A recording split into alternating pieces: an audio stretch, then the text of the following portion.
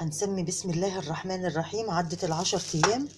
هنفتح كده بسم الله الرحمن الرحيم ونشوف الفسيخ اللي احنا خليناه.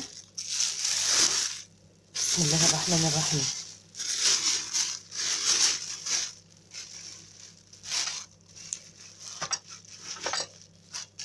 اهو في اكياس كتير كتير كتير كده، وفي استرتش، وكان مقفول عليه في علبة محكمة ما يخشهاش هوا خالص.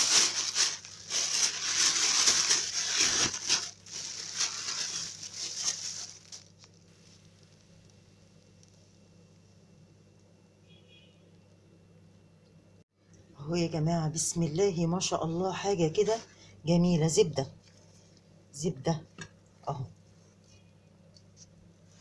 بس انا عايزة اقول معلومة قبل ما نفتح الفسيخ ونشوفه كده من جوه. في حاجة اسمها طبار. الطبار ده زي الفسيخ، يعني زي البوري بالظبط، ليه بوز كده. يعني السمك البوري بتبقى مفلطحة ملهاش بوز كده. يعني انا في ناس قالوا لي ان ده طبار، والله اعلم انا اتخميت فيه ولا، بس بيقولوا في التخليل كمان بيبقى احلى من البوري.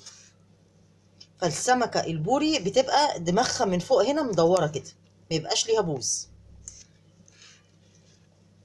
واهو بسم الله ما شاء الله، يعني بعد ال10 أيام هنفتح بقى ونشوفه من جوه عامل ايه. بصوا يا جماعة بسم الله ما شاء الله، مرهم زبدة، حاجة يعني كده. ايه ده الجمال ده؟ والريحة ريحة فظيعة، ريحة الفسيخ الحلوة اللي هي مش مدية ريحة وحشة، لا، عبارة عن زبدة بالمعلقة بقى كده، ودلع وجميل جدا. ايه ده؟ ايه الجمال ده؟ مين ده اللي ما يحبش الفسيخ؟ الله الله الله، بسم الله ما شاء الله، طعمه جميل جدا. اعملي حاجتك في بيتك، ما تشتريش حاجة من بره ويبقى حادق ولا يبقى مش حلو. ادي الفسيخ اللي معمول في البيت، عبارة عن زبدة ما شاء الله، يعني جميل جدا، ويتاكل حاف والله العظيم.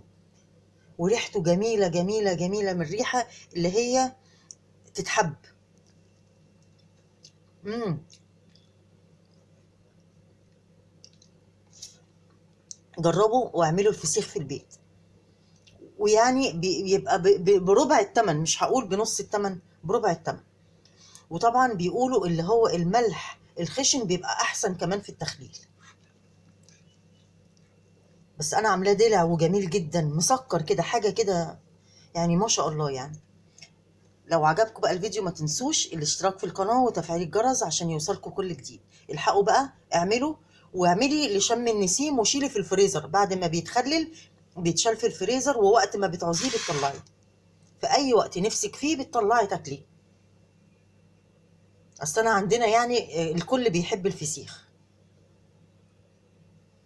ما تنسوش بقى تاني الاشتراك في القناة وتفعيل الجرس عشان يوصلكم كل جديد أول بأول.